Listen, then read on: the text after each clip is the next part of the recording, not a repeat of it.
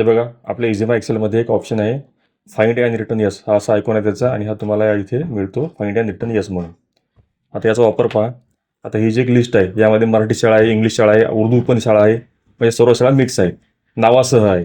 त्यामध्ये फक्त एखादा शब्द असतो इंग्लिश कॉन्व्हेंट किंवा उर्दू, तर आपल्याला ते सॉर्ट करता येत नाही. कारण तुम्ही सॉर्ट कसे करणार, समजा मराठी शाळा वेगळ्या काढायच्या असतील किंवा उर्दू शाळा वेगळ्या काढायच्या असतील, पण आपण काय करणार आहे, आपल्या ऑप्शनमध्ये फक्त पूर्ण कॉलम सिलेक्ट करायचा आणि क्लिक करायचं फाइंड अँड रिटर्न यसला. आणि इथे तुम्हाला काय शोधायचं आहे, आता मला कॉन्व्हेंट पाहायचं आहे, तर मी टाईप करणार कॉन्व्हेंट आणि ओके. आणि बघा ज्याच्यात जेवढे कॉन्व्हेंट असतील त्यासमोर इथे यस येऊन जातं. बघा इथे यस आलेला आहे, इथे इंग्लिश कॉन्व्हेंट यस, हे यस. तर तुम्हाला डायरेक्ट सर्च करून मिळालं. आता तुम्ही याला फिल्टर लावू शकता किंवा सॉर्ट पण करू शकता, म्हणजे कॉन्व्हेंट सगळे वर येतील किंवा काही करायचं असेल ते करू शकता.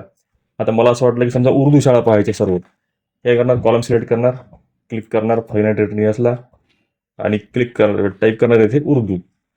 हे उर्दू टाईप केलं आणि ओके केलं. बघा ज्या उर्दू शाळा होत्या त्या ऑटोमॅटिक तिथे उर्दूला यस आलेलं आहे. बघा उर्दू स्कूल, हे बघा Urdu school, Urdu school, Urdu school. अशा प्रकारे हा डायरेक्ट टेक्स्टमध्ये फाईंड करेल आणि तो शब्द जर सापडला तर त्याला यस म्हणून देईल.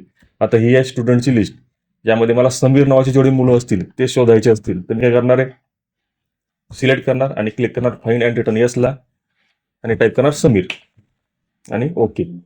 बघा समीर जिथे जिथे आहे, आडनाव काहीही असो, नाव समीर आहे म्हणजे त्या सेलमध्ये समीर आहे.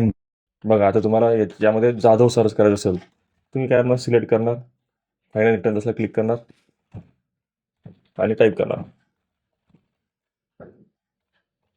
आणि ओके करा आणि तो सगळं सर्च करणार आहे. बघा इथे जाधव आहे, बरं नाव दुसरं असेल, स्टुडंट दुसरे आहे पण आडनाव सेम आलं, त्याने बरोबर तुम्हाला यस दिलं.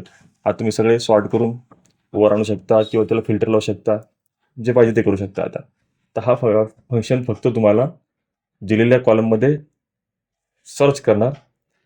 तुम्ही वर्ड द्या किंवा नंबर द्या आणि त्याला जर तो नंबर त्या सेलमध्ये असेल तर त्याला यस म्हणून इथे तुम्हाला आउटपुट मिळून जाईल. हा फंक्शन वापरण्यासाठी तुम्ही इझिमा एक्सेल आत्ताच्या आता डाउनलोड करा, इन्स्टॉल करा आणि ॲक्टिवेट करून घ्या.